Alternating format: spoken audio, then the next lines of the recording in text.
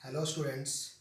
आज मैं एकदम बेसिक्स पढ़ाने जा रहा हूँ इलेक्ट्रिकल इंजीनियरिंग का, या फिजिक्स में भी इसका यूज करते हैं। 10th में पढ़ते हैं, 12th में, 11th 12th में भी पढ़ते हैं। तो ये बेसिक्स है जो जानना बहुत ज़रूरी है किसी भी स्टूडेंट्स के लिए, चाहे वो मैकेनिकल का हो, इलेक्ट्रिकल का हो, सिविल का हो, जानना बहुत ज़रूरी है। तो सबसे पहले हम देखते हैं इस जो बेसिक्स है, ये आज हम पढ़ाएंगे टॉपिक ओम्स लॉ। जो फर्स्ट ईयर के स्टूडेंट होते हैं वो सारे लोग पढ़ते हैं इसको। ओम्स लॉ, तो बेसिकली ओम्स लॉ होता क्या है?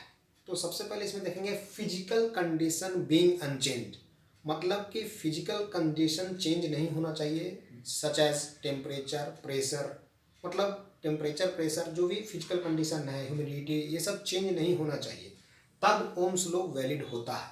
तो वहाँ पे ओम्स लॉ क्या कहता है कि it states that the current flowing through the any conductor is directly proportional to the applied voltage across the conductor। कहने का मतलब हुआ कि अगर जो भी करंट कंडक्टर के थ्रू पास कर रहा है वो किसके प्रोपोर्शनल होगा? अप्लाइड वोल्टेज को, जो उसके अक्रॉस हम लोग वोल्टेज देते हैं। अगर वोल्टेज इंक्रीज करेंगे तो करंट इंक्रीज करेगा। तो इसका रिलेशन हम लोग देखते हैं, I directly proportional to V। कहीं कहीं V directly proportional to I लिखा होता है, जो बेसिकली ये सही नहीं है, क्योंकि स्टेटमेंट्स ये बोल रहा है कि करंट डायरेक्टली प्रोपोर्शनल है किसका? वोल्टेज का। अब ये देख लीजिए, अब जैसे इसको हटाते हैं तो प्रोपोर्शनलिटी कांस्टेंट आता है रेजिस्टेंस, ठीक है। तो 1/R आया इक्वल टू V, ठीक है। फिर V इक्वल टू IR और R इक्वल टू V/I।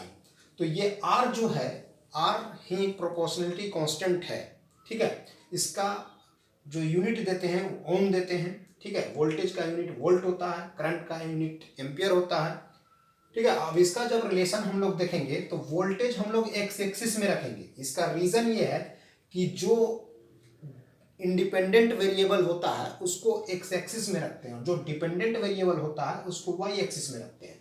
अब जब इसका रिलेशन हम ग्राफ बनाएंगे तो वो लीनियर ग्राफ बनेगा। लीनियर ग्राफ कहने का मतलब कि जैसे जैसे वोल्टेज हम लोग बढ़ाएंगे उसी के अकॉर्डिंग करंट मेरा बढ़ता हुआ चला जाएगा, ठीक है। तो ये लीनियर ग्राफ बनेगा। अब देखिए, डिपेंडेंट और इंडिपेंडेंट वेरिएबल किसको कहते हैं? जैसे ये जो वोल्टेज है, ये वोल्टेज मेरा इंडिपेंडेंट वेरिएबल है, और आई जो मेरा है करंट, वो डिपेंडेंट वेरिएबल है, क्योंकि वोल्टेज जैसे जैसे बढ़ाएंगे वैसे वैसे करंट बढ़ेगा। इसका मतलब कि करंट जो है वो वोल्टेज पे डिपेंड कर रहा है, इसीलिए ये जो करंट जो है, आई जो है, वो डिपेंडेंट वेरिएबल है और वोल्टेज जो है वो इंडिपेंडेंट वेरिएबल है। ये हम लोग मैथमेटिक्स में भी पढ़ते हैं।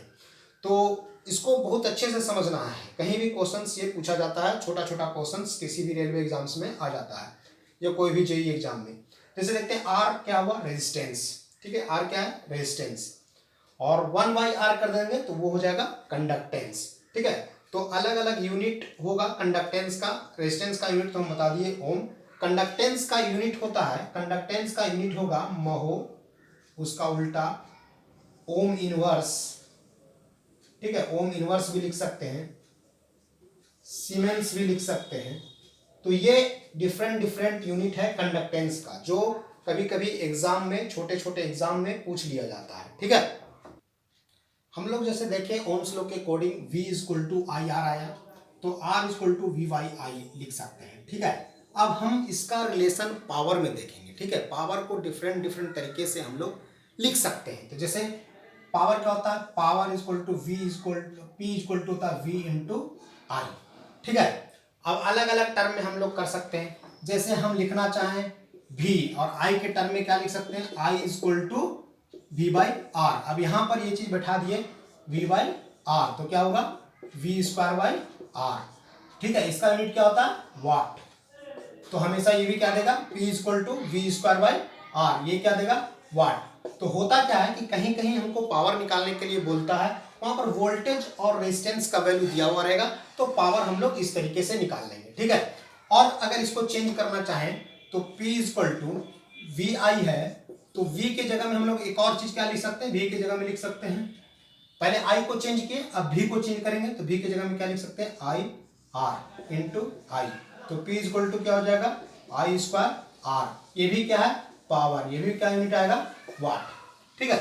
तो देखिए ये सब याद रखना बहुत जरूरी है। ये बेसिकली हमेशा पावर निकालने के लिए अलग अलग टर्म होता है, जिसको हम लोग सिंपली यूज करके निकाल सकते हैं। अगर हमें करंट दिया हुआ है, रेजिस्टेंस का वैल्यू दिया हुआ है तो ये फॉर्मूला लगाएंगे, वोल्टेज दिया हुआ और रेजिस्टेंस दिया हुआ तो ये फॉर्मूला लगाएंगे, अगर वोल्टेज दिया हुआ और करंट दिया हुआ तो ये फॉर्मूला लगाएंगे। तो पावर को डिफरेंट तरीके से हम लोग निकाल सकते हैं। ठीक है, रेजिस्टेंस बेसिकली, रेजिस्टेंस के बारे में थोड़ा सा जान लेते हैं। रेजिस्टेंस बेसिकली क्या होता है? Resistance is the property of material by virtue of which opposes the flow of charge या फ्लो ऑफ करंट। मतलब कहने का मतलब हुआ कि रेजिस्टेंस किसी भी मटेरियल का प्रॉपर्टी होता है। रेजिस्टेंस क्या होता है? प्रॉपर्टी होता है, लेकिन रेजिस्टर मटेरियल होता है।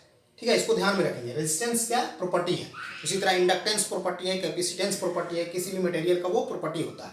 तो रेजिस्टेंस प्रॉपर्टी होता है क्या? फ्लो ऑफ करंट को अपोज करता है। ठीक है, तो फ्लो ऑफ करंट का अपोज करता है। तो इसको हम लोग बेसिक्स में एक फॉर्मूला देखते हैं, R equal to rho L by A. ठीक है, रो एल बाई ए देखते हैं। ये मेरा क्या हुआ? लेंथ होता है इसका, कंडक्टर का लेंथ या इंसुलेटर का लेंथ, जो भी लेंथ है। ये क्रॉस सेक्शनल एरिया है। ठीक है, क्रॉस सेक्शनल एरिया है। ये देखिए बेसिकली इसको क्या बोलते हैं? ये होता है स्पेसिफिक रेजिस्टेंस। ठीक है, स्पेसिफिक रेजिस्टेंस या बोलते हैं रेजिस्टिविटी।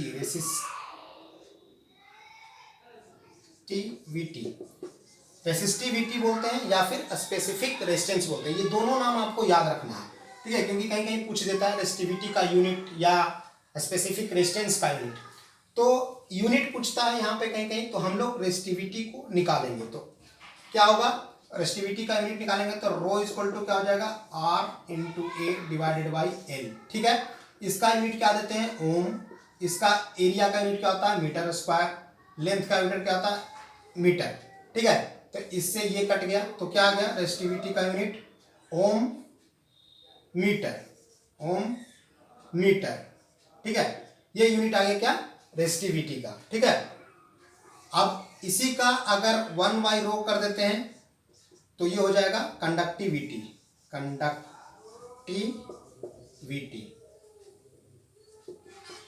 ठीक है, 1 रो कर देंगे तो क्या हो जाएगा? कंडक्टिविटी। तो सिंपली इस सब को ध्यान रखेंगे ताकि आगे हमको कोई दिक्कत ना हो। रो का यूनिट होता है ओम मीटर। ये बार बार कंपटीशन एग्जाम में पूछा जाता है, चाहे वो जनरल कंपटीशन हो, टेक्निकल कंपटीशन हो। ये फिजिक्स का ही टॉपिक है, बहुत सिंपल टॉपिक है, इजी वे में इसको हम लोग समझ सकते हैं।